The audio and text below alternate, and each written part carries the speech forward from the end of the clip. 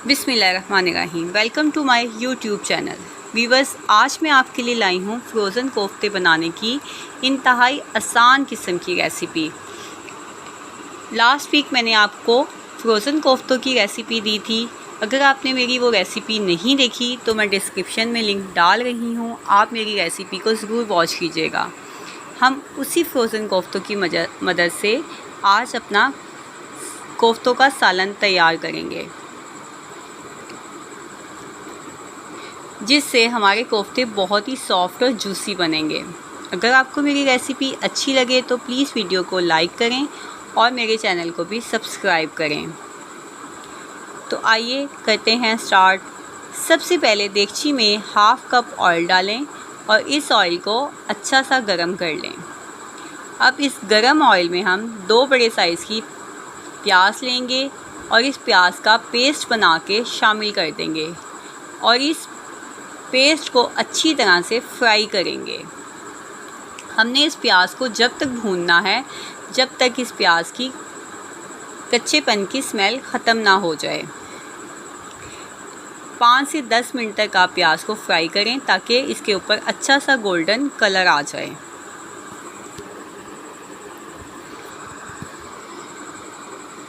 अब इस फ्राई की हुई प्याज में हम लहसुन अदरक का पेस्ट शामिल करेंगे। 2 टेबलस्पून भर के लहसुन अदरक का पेस्ट डालें और इस पेस्ट को भी प्याज के पेस्ट के साथ अच्छी तरह से फ्राई करें।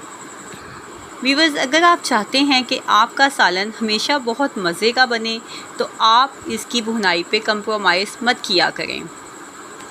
3 अदद टमाटर लें और इन टमाटरों का पेस्ट बनाएं और इस पेस्ट को भी इस मसाले में शामिल कर दें।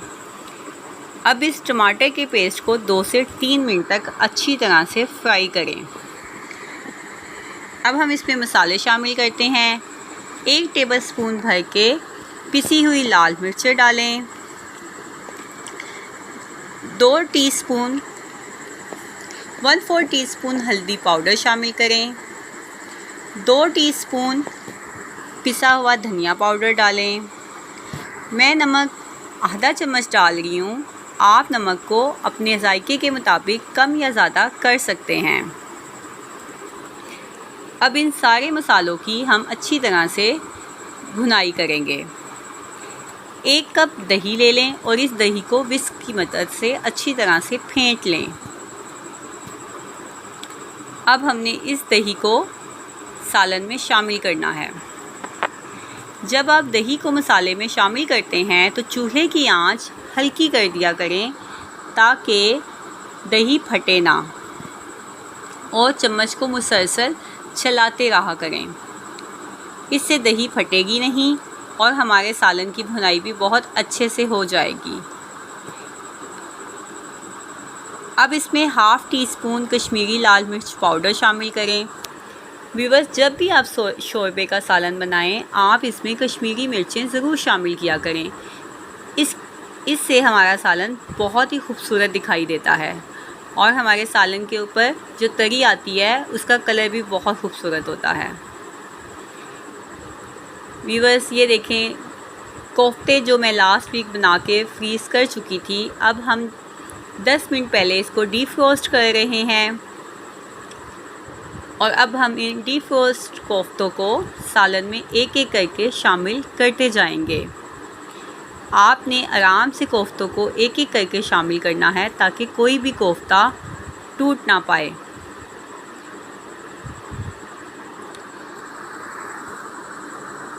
अब आपने इसमें चम्मच नहीं चलाना, आपने हाथ की मदद से देगची को हिलाना है ताकि सारे कोफ्ते अच्छी तरह से मसाले में मिक्स हो जाएं। 10 मिनट बाद आप स्पैचुला की मदद से कोफ्तों को पलट दें ताकि इसमें कोई क्रैक ना आए। अब ये देखें हमारे कोफ्ते मसाले के साथ अच्छी तरह से भुन चुके हैं और ऑयल भी अलग हो गया है।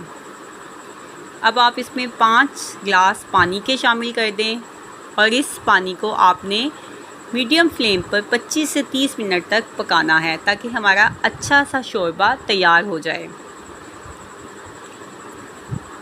ये देखें कोई भी कोफ्ता टूटा नहीं है और सारे कोफ्ते परफेक्ट बने हैं माशाल्लाह से। अब हमारा शोरबा तैयार हो चुका है। 30 मिनट के बाद हम इसमें हाफ़ टी स्पून ज़ीरा पाउडर शामिल करेंगे।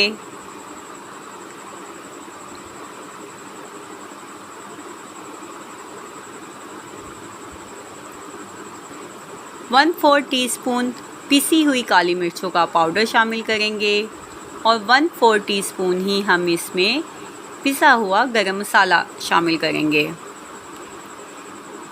ये सारे मसाले सालन की खुशबू के लिए होते हैं ताकि हमारे सालन में बहुत अच्छी सी खुशबू आए। कोफ्ते पककर तैयार हो चुके हैं। आइए अब मैं आपके सामने एक कोफ्ता तोड़ के देखती हूँ। ये देखें कोफ्ता कितनी आसानी से टूट गया है और ये बहुत सॉफ्ट बना है और बहुत जूसी भी है। आखिर में इसमें सब्ज़ मिर्चें और कटा हुआ साबुत धनिया और कटा हुआ हरा धनिया शामिल कर दें। सालन को 2 से 3 मिनट तक चलाएं ताकि धनिया अच्छी तरह से मिक्स हो जाए। आपको मेरी रेसिपी अच्छी लगे तो प्लीज़ इसको अपने फ्रेंड्स के साथ शेयर करें और मुझे इंस्टाग्राम पे भी फॉलो करें और मेरे चैनल को सब्सक्राइब करना मत भूलिएगा। जल्दी हम मिलेंगे नई रेसिपी के साथ। तब तक के लिए अल्लाह हाफ़िज़।